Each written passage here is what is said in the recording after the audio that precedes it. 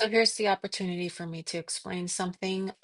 Session 2, 63rd Congress, chapters 89 to 92 to 95, 1914, page 378, chapter, I think we're looking at 191 or 92. Um, let's see, we're going to look at 92 here. Okay, so be it enacted, an act authorizing the appointment of an ambassador to the Republic of Chile. Be it enacted by the Senate and House of Representatives of the United States of America and Congress assembled, that's the Confederated States, that the President is hereby authorized to appoint as the representative of the United States an ambassador to the Republic of Chile.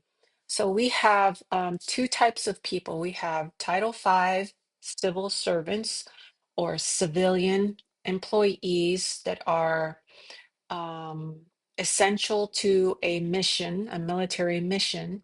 And so they work with the military, but they're not in the military. That's Title V civil servants.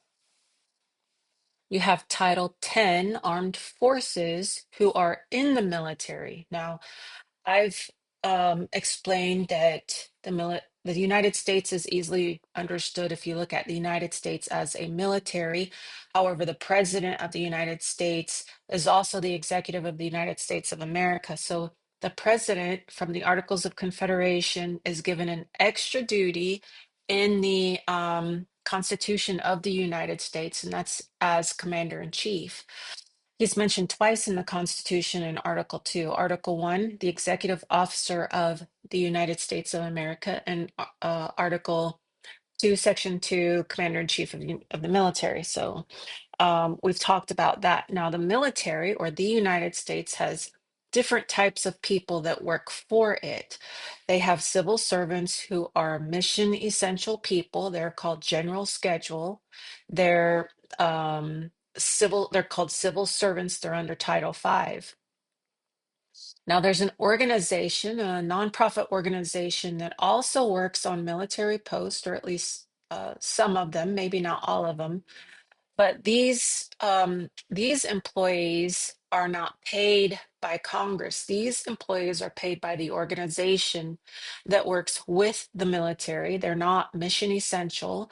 Their budget is their the pay that they receive is not budgeted from the Congress. They receive money from this nonprofit organization called Morale, Welfare, and Recreation, for short, MWR, and they have a lot of programs for the military. They're on pretty much every single military post. It's a lot like Goodwill. So if you have a Goodwill on a military post and whatever it says, that money goes back to pay the employees and to put on events for the military. So in this case, it's called MWR, Morale, Welfare, and Recreation. It's a nonprofit organization, and they put on events for the military. The military members pay for these events, they pay their employees. These are non-appropriated fund employees. They're not employed by the government. They're not paid by the government.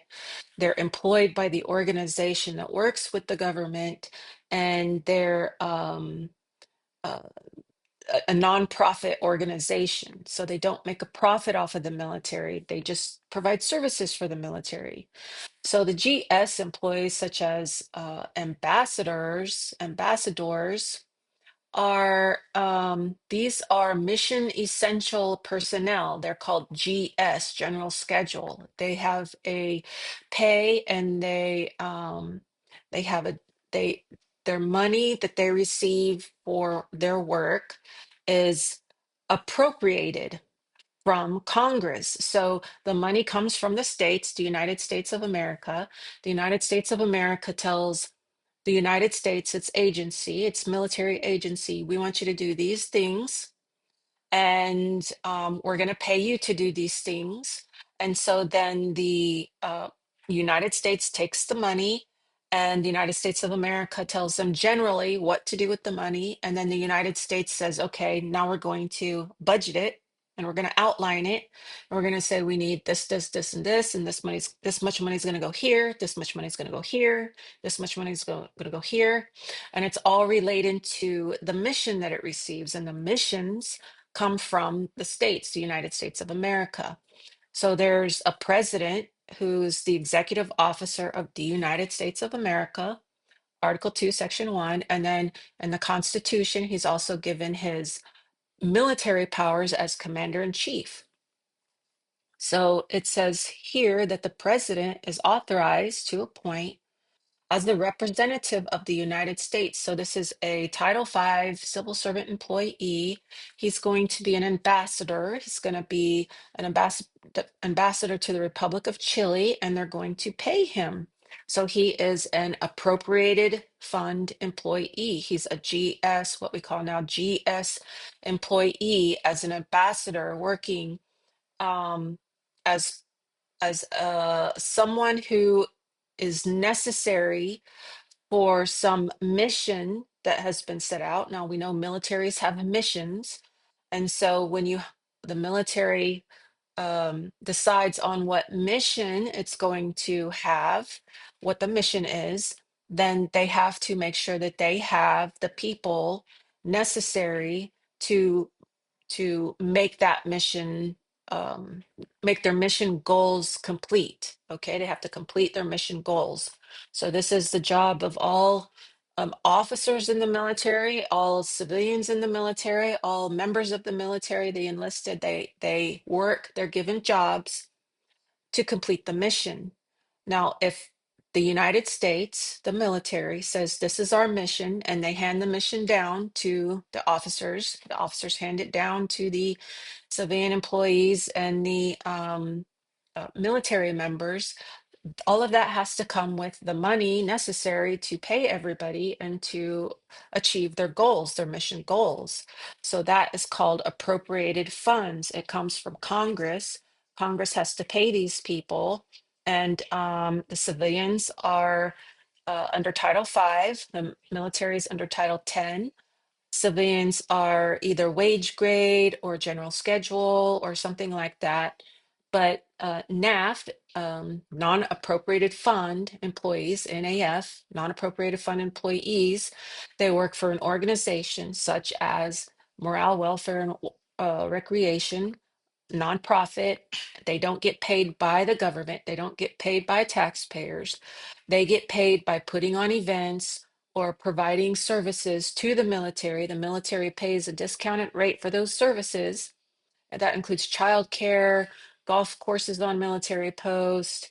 Um, they have recreation centers, video gaming centers, clubs, bars, restaurants, all kinds of things that MWR does for the military, just like sort of Goodwill does, off a military post, just in your neighborhood. A Goodwill is supposed to be nonprofit. Of course, we know that their senior officer makes millions of money, millions of dollars, but that's besides the point. So I took this as a good opportunity right here to explain to you non-appropriated fund, general schedule, wage grade, mission essential personnel, what's allocated by Congress and why, and that's has to do with the mission. The money for the mission is appropriated because if I think we've heard of this before. I forget what the phrase is. It's commonly understood, but anything that the military is told to do as a mission, um, it has to be financed. There has to be money attached to it. So the money comes from the states in their Congress, United States of America. They tell them generally, this is your mission, go figure out how to do it. And then the United States military decides, okay, we're going to put this money here and this money here and this money here, and we're going to line it all out. And then we're going to, pass a budget and all those kinds of things. So just a little bit more information on the difference between USA and US, and the different types of employees that they have, and who's not an employee, who's just a non-appropriated fund employee. So that's appropriated fund and non-appropriated fund. Appropriated fund comes from Congress. Non-appropriated fund comes from somewhere outside of Congress.